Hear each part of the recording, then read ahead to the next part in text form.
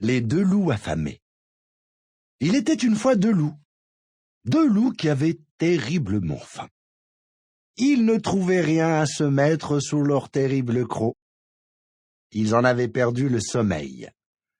Cette nuit-là, ils étaient d'accord pour changer d'endroit.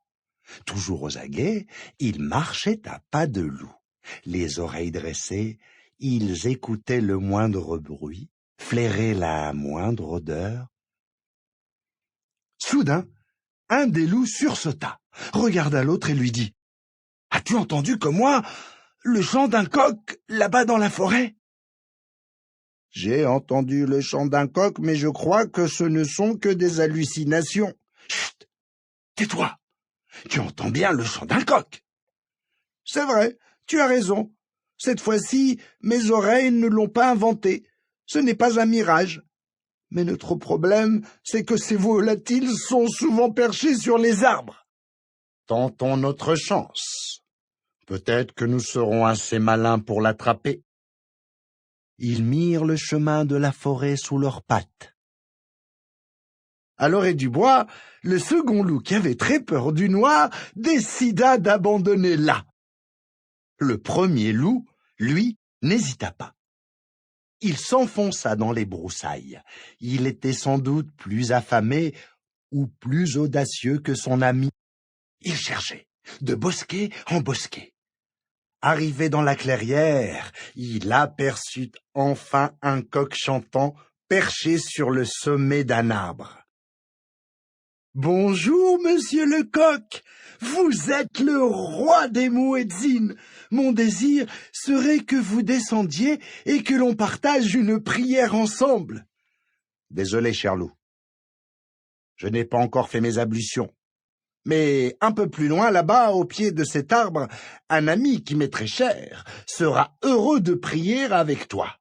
N'hésite pas à le réveiller. » Le loup se précipita vers l'arbre que lui avait indiqué le coq. Il se pourléchait les babines. « Enfin quelque chose à se mettre sous la dent !» pensa-t-il. Sa joie fut de courte durée. À peine arrivé près de l'arbre, surgit un chien de chasse. Le loup aurait voulu prendre ses jambes à son cou, mais il était trop tard. La peur le paralysait, la queue basse, le regard méfiant, il dit « Voudriez-vous prier avec moi ?»« Oh, pauvre de moi, je voudrais bien, mais j'ai un terrible mal de tête, surtout quand je vois un loup. »« Je sais ce qui peut guérir votre mal de tête, de la cervelle. Ça tombe bien, j'ai laissé à l'orée du bois une belle proie avec une grosse cervelle, parce que moi, je vous aurais bien offert la mienne, mais je l'ai perdue, et je n'en ai plus. » Le chien n'était pas d'humeur à écouter ces balivernes. D'un bond, il se saisit du loup et le dévora. Quant à l'autre loup resté à l'orée du bois, il entendit un horrible cri résonner dans la forêt. Il sut qu'un grand malheur était arrivé à son compagnon. Il était heureux de ne pas l'avoir suivi.